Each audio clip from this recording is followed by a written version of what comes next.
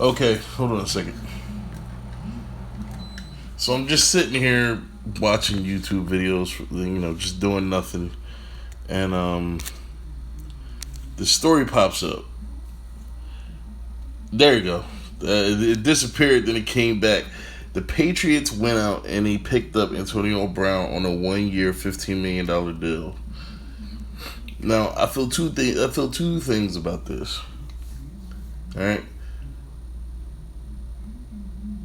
the part of me that has been watching the Patriots for like 17 years, that have pretty much grown up as my knowledge and my love for football has grown. I've been with the Patriots that long, and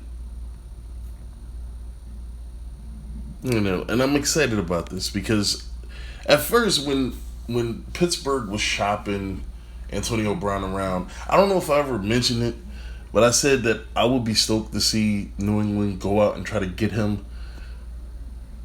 But I didn't think it would be possible because there's no way Pittsburgh would trade a top wide receiver to a team that just, without that receiver, has been whipping their ass for the past, not 10 years. I'll say more like 7 to 8 years. I'm just ballparking. But,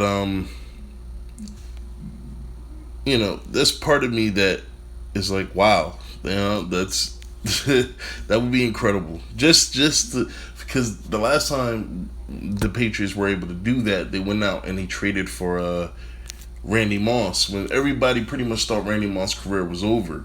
I mean, because when he went to Oakland, that was pretty much like a graveyard for a lot of NFL careers, man. That's where, you always have like 2 or 3 of those teams in any sport.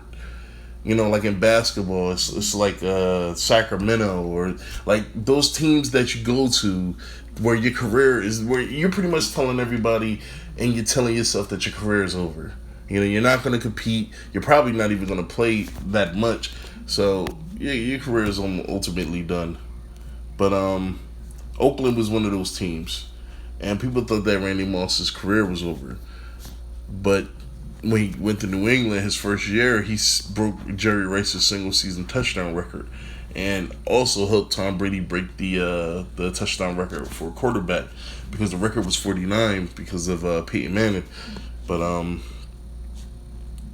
yeah, man, I'm not saying that this is going to happen between Brady and Brown, but if Brown is able to stop the buffoonery that he's been doing, and to be honest, and this could just be me hoping, but I'm starting to think that all the bullshit Brown was doing in Oakland was him just wanting to get the fuck out of Oakland. Because to be honest, Antonio Brown didn't even want to go there. I'm not gonna say that. I'm gonna say Antonio Brown didn't have a choice on where he wanted to go. Antonio Brown was sent to Oakland. Now, I thought he was going to try to make the best out of it. But anytime you trade a player to a team that they didn't necessarily ask to be on, and most of the time these players don't ask to be on these teams, it's always a chance some shit like this will happen, where they won't even want to play. And to be honest, I mean, if you look at Oakland doesn't even really, even with Antonio Brown, doesn't even look like a contender, man. To be honest, they have a lot of growth to go through. They have and I feel bad for Oakland, man. I feel bad for John Gruden because he gave up a lot for Antonio Brown because he wanted to try to make his team as much of a contender as he possibly could, without having to take the years off trying to develop his players and build the team. They can somewhat compete and bring in fans and possibly bring in more money, generate more revenue, whatever. I mean, that was a smart choice for Gruden to take that chance. And now Gruden, along with his trade of Khalil Mack and Amari Cooper and, releasing all these players and all this other shit, I mean, it's looking like John Gruden is making every bad decision he possibly can, even though he's doing it for the right reasons. And it's not fair to John Gruden that this shit happened. And Antonio Brown is a fool for this shit, man. Because a team went out, like, they may not have been your first choice. They may not have been your second choice. But a team gave up a lot because they wanted you. Where you felt like Pittsburgh didn't want you anymore, they wanted you, and you pretty much said fuck them. And it's sad, man. It's sad. But yeah, I'm getting all kinds of messages about this shit. But that's what brings me into my other feeling about this. What if Antonio Brown continues to do the same shit? Now he knows. Look, you've been in the league for 5 years. You already know how New England works. It's everywhere. People are talking about it. They even gave it a fucking dumbass name.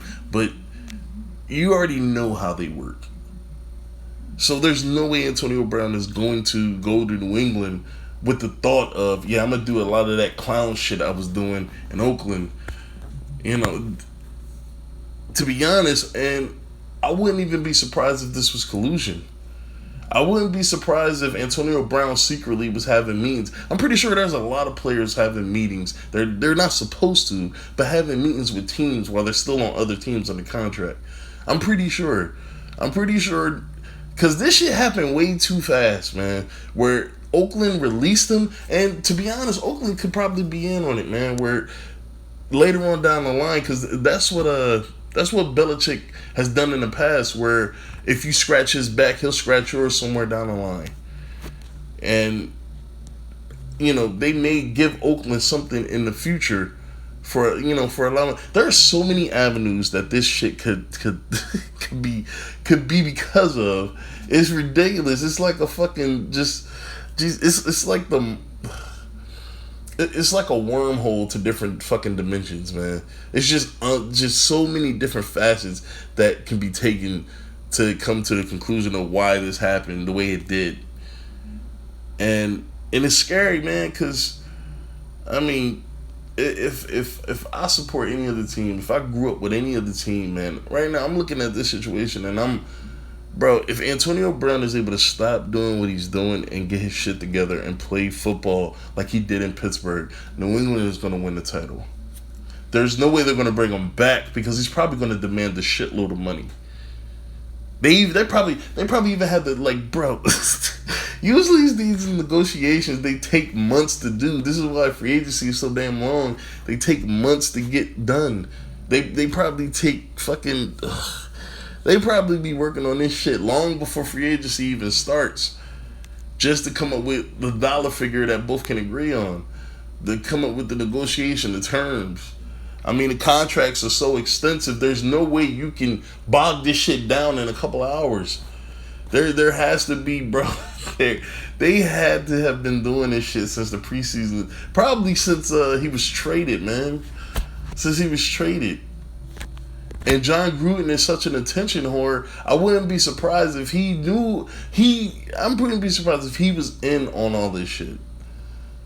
Oh, if he was in with all this shit and all the fucking noise that Antonio Brown was making this preseason, all the bullshit, and to be honest, man, I thought it was a little bit too hard to believe that Antonio Brown was not playing because of some dumbass helmets. To be honest, and I'm not saying that that's not true, but it's just strange that a guy would choose not to play over helmets and then want to go to court and all this other shit. I'm not saying he didn't do any of it. He probably did, man. But it's just strange. That's the reason why you don't want to play football, man. You say you don't feel comfortable in the helmets, but the helmets are supposed to be safer. You know, whatever. It's not like they're dramatically uncomfortable where now, you know, you're not as safe. And, you know, even players that's been playing longer than Antonio Brown said that the helmets feel better. The helmets feel better. I'm sorry. The helmets feel better. And so something told me, man, this shit does not even seem real, man. It does not seem like something that would keep a player, especially an athlete who's trying to maintain the notion that he's one of the best. He is the best wide receiver in the NFL. Excuse me, and it doesn't really register that he is choosing not to play because of fucking helmets. This is just so much, man. This should be an NFL conspiracy for the next like 20 or 30 years of why the fuck did the Raiders release Antonio Brown, release him for nothing, and he signs with the most accomplished team in the NFL over the past 20 years, who are still, even without Antonio Brown, still looking to win another title, man.